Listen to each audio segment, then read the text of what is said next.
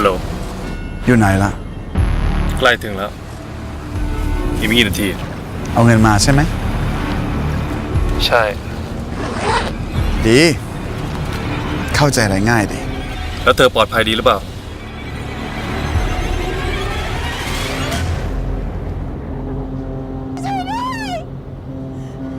ปลอดภัยดีณตอนนี้นะทำไมต้องลากเธอเข้ามาเกี่ยวด้วยวะขอร้องเลยนะอย่าให้เธอเป็นอะไรนะเงินก็เอามาให้แล้วไง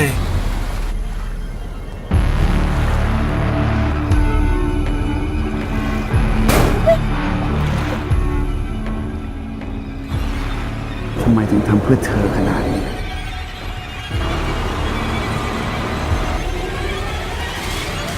เคยตกหลุมรักหรือเปล่าล่ะ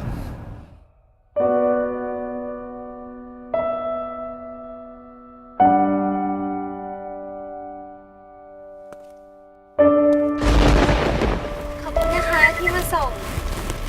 ไม่เป็นไรครับเธอคอยเทคแคร์ดูแลเข้าใจเสมอคอยใส่ใจรายละเอียด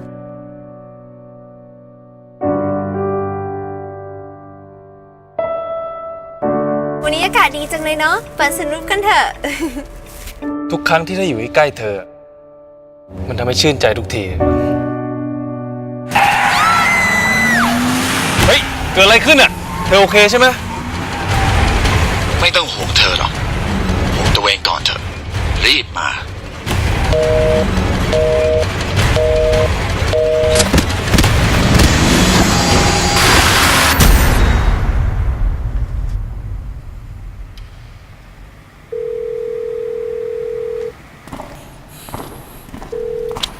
ถึงแล้วอยู่ไหน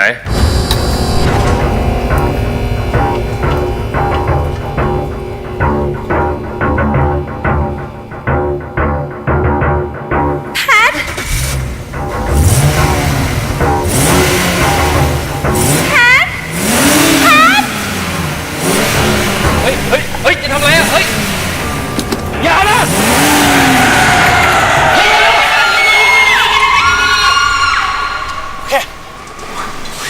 โอเคใจเย็นๆก่อนนะเงินอยู่นี่แล้วปล่อยเธอไปได้หรือยังวางเงินไว้แล้วก็ไปสิแพทฉันอยู่นี่ปล่อยเธอไปก่อนแพทฉันอยู่นี่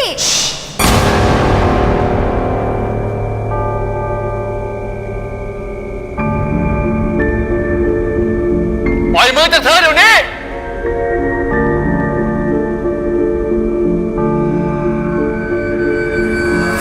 ปล่อยมือจากเธอซะ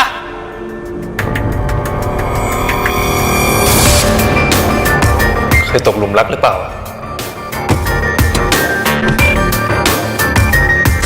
เธอคอยเทคแคร์ดูแลเข้าใจเสมอเธอคอยใส่ใจรายละเอียดทุกครั้งที่ได้อยู่ใกล้เธอมันทำให้ชื่นใจทุกทีปล่อย